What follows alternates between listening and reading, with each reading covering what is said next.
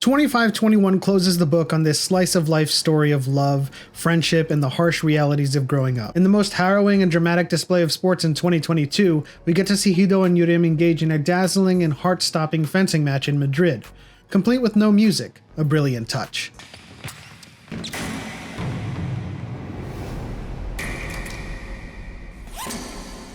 Also, shout out to Kim Tae-ri for trying to swipe up on her flip phone to unlock it. Yijin and Hido's busy schedules create a rift between them that eventually becomes too much to bear. With a look into the past at that moment in history, Yijin is forced to go to New York, missing their anniversary trip together. The doubts start to creep up on Hido, and Yijin struggles to cope with all the suffering the survivors have to endure. Surrounded by hell, Yijin falls into despair, and Hido's support no longer reaches him. The straw that broke the camel's back happens when Yijin applies to permanently be a foreign correspondent in New York. The moment we all probably knew was coming happened.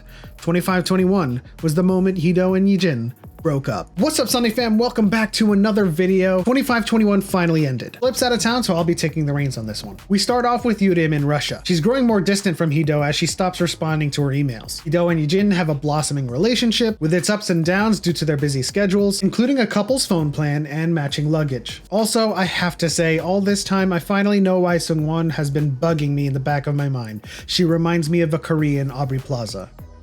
As Yurim and Hido prepare for the road to Madrid, their press tour forces them to take shots at each other inadvertently, causing a bitterness between the two. Of course, it was all thanks to sensationalist reporters who were twisting their words and weaponizing them. Hido wins the gold medal, however, and the two friends have an emotional breakdown, realizing how much they'd missed each other. After a wonderful year together and welcoming in the year 2001 with lofty promises, the story goes full throttle, reminding us of a tragic past as Yijin chooses to become a foreign correspondent for UBS, which drives a wedge between him and Hido in a crack that had already formed. It all comes to a head when Yijin returns to Korea to tie up loose ends. After a mix-up with their luggage at the airport, Yijin finds himself at Hido's house, where the two are forced to have a very difficult conversation. After this awkward couple's phone plan cancellation, which I suppose unironically looks like they are both signing divorce papers, they get into a heated argument. Cutting words are exchanged and they ended abruptly.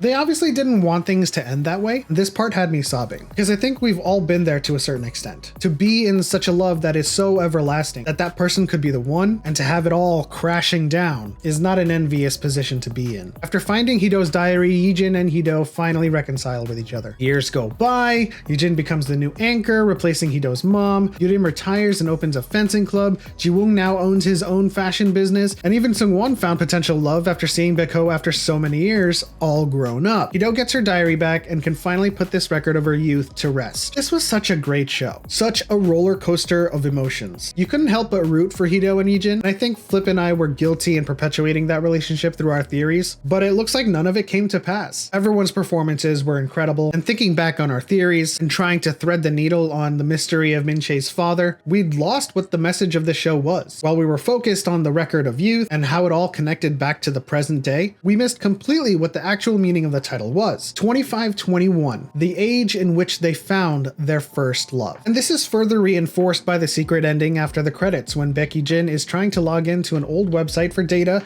failing completely, and resorting to answering a security question to reset his password. The question being, who was your first love? His answer? Naido. And the first love is always the sweetest, and very rarely is the last love. The tale of Hido and Yijin was merely a passing moment in a stream of infinite moments in their lives. As Hido says, she enjoyed the time in her life where she could dare to say things would last forever. The show paced itself so well that although we were making huge jumps in time, it never felt like we were out of place. In fact, sometimes it felt like we had lived their lives along with them, and at the end of the show, I felt like I had in fact been with Hido and her friends for over 10 years. All in all, I'm gonna have to give 2521 a tak, douche, point, A+. So let's pause to appreciate this show. For life is short, moments fleeting, nothing lasts forever. But it is because these moments are temporary that they are made beautiful. That'll do it for this video, guys. If you enjoyed it, please leave a like and subscribe. And if any of your theories came true at the end, please leave it in the comment section below. Don't forget to hit the bell icon and turn on notifications. But as always, this is what we're watching this Sunday. We'll see you guys next time.